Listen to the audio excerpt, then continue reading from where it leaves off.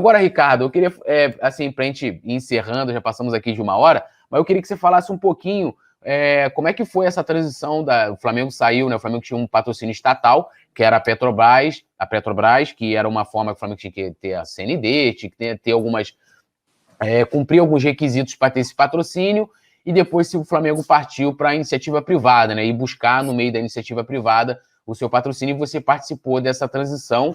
O Fluminense participou recentemente, mas eu acho que não foi muito bem sucedido, porque depois saiu a Unimed. Aliás, não era uma estatal, mas era um patrocínio de um mecenas, que era tricolor, e depois o Fluminense, agora que teve um patrocínio, depois de 3 anos, o Fluminense ficou o Fluminense, que é um time grande, nacional, 3 anos sem patrocínio master na camisa. E aí, queria que você contasse um pouquinho aí, depois tem outros assuntos aqui também para a gente dar uma destrinchada aí.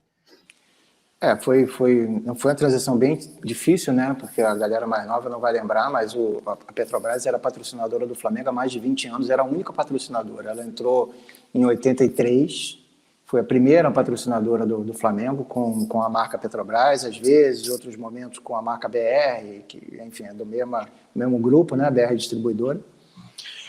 E a gente vinha tendo muitos problemas quando mudou o governo no Brasil naquela época. A Secretaria de Comunicação, a SECOM, que era responsável pelos patrocínios, e patrocínio também, né, por todo o processo de comunicação das empresas estatais, todas as verbas, isso entrava com uma verba de empresa estatal.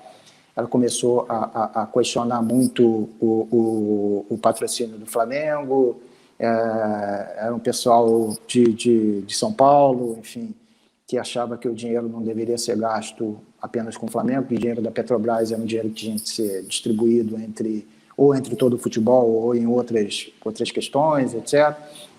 E aí a gente começou o contrato passou a ser, a relação passou a ser muito difícil, porque a toda hora tinha problema, enfim, questões que não vem ao caso a gente detalhar aqui. Até chegar numa situação onde passou a ser absolutamente inexequível o contrato, inviável, a gente não conseguia receber, o contrato era glosado, recebia multas a toda hora, enfim. E aí a gente tinha um efeito Tostines aí, né? Porque qual era a questão? Era se a gente não sai da Petrobras, a gente não arruma outro patrocinador, se a gente não arrumar outro patrocinador, não podia sair da Petrobras. Então foi uma batalha grande para convencer dentro do conselho diretor. Eventualmente chegou num ponto onde a minha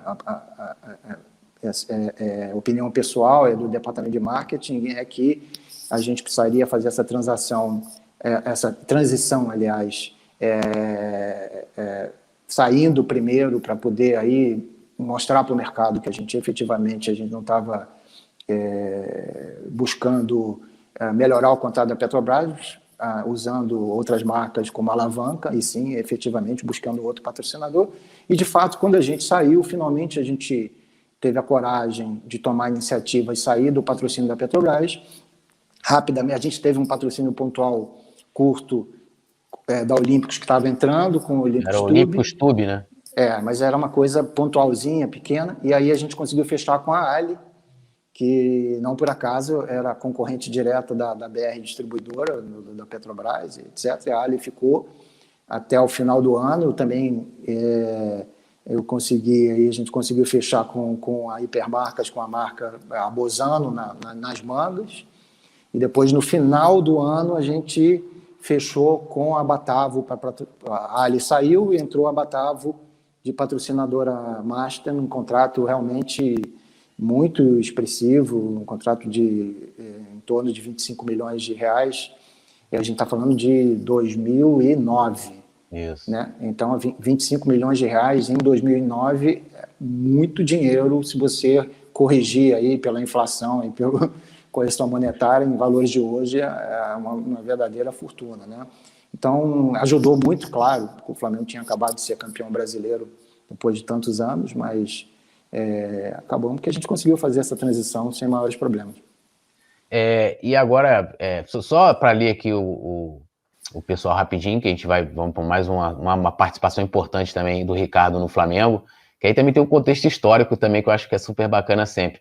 O Pablo está falando aqui, ele complementa, ele fala: para ficar claro, a Lei Pelé alterada para admitir o voto não presencial não altera o processo eleitoral um ano antes das eleições. Ele colocou até ali em caixa alta, né, que na internet seria gritando, mas ele está sublinhando, na verdade, isso aí no meio jurídico estaria sublinhando aquilo ali, como defende parte da atual diretoria, né, que é o argumento para a galera entender, para que não se aplique, no caso, a legislação em vigor, né, do voto à distância, que estaria mudando o processo eleitoral em ano eleitoral no Flamengo, e isso não é permitido pelo Estatuto.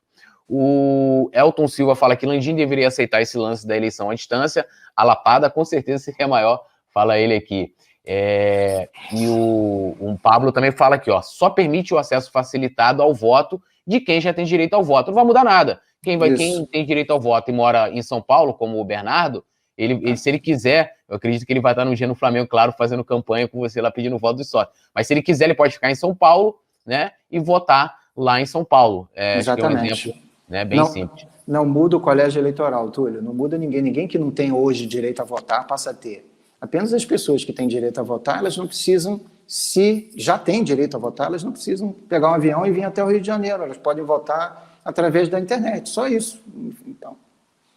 E o Bruno Delauro fala, fora que, aí ele já entra na questão do patrocínio, e só fazer aqui, galera, o período de corte aí, pessoal que tá com algum probleminha no clube, que possa te impedir de votar nessa eleição, corre lá no clube até o dia 30 de agosto, que no dia 31 começa o processo eleitoral, né, que é quando é publicado o edital, né, que é fixado lá no quadro de avisos lá da sede do Flamengo, e que também fica à disposição, né, do caso dos postulantes das chapas, a lista dos sócios votantes. Então, até dia 30, corra para regularizar sua situação no Flamengo. Deixa eu ler só aqui o Nicolas, ele fala que tudo é uma questão importante, mesmo dentro dessa proibição, né, ele coloca entre aspas, de mudar um ano eleitoral, vários grupos, inclusive nós, solicitamos em 2020, foi ignorado. Inclusive, não sei se foi com o Nicolas, eu fiz alguma matéria abordando sobre esse lance do voto à distância, e eu não tinha conhecimento mesmo da emenda, que vocês também eram signatários de uma emenda, e não colocou, foi, cara, eu não tinha conhecimento e tal, e aí depois eu incluí, mas já tá desde o ano passado, ou seja, já eles não quiseram debater de certa forma, como bem lembrou aqui o Nicolas aqui. E sobre a questão do patrocínio, o Bruno fala aqui, ó, fora que receber de entidade pública depende de certidão negativa, né? O Flamengo às vezes ficava um tempão sem receber, era um problema sério, uma correria danada, um outro Flamengo aí, que quem era adolescente naquela época ali, era um negócio, sempre tinha um noticiário, Flamengo, não sei o quê e tal, mas vamos lá.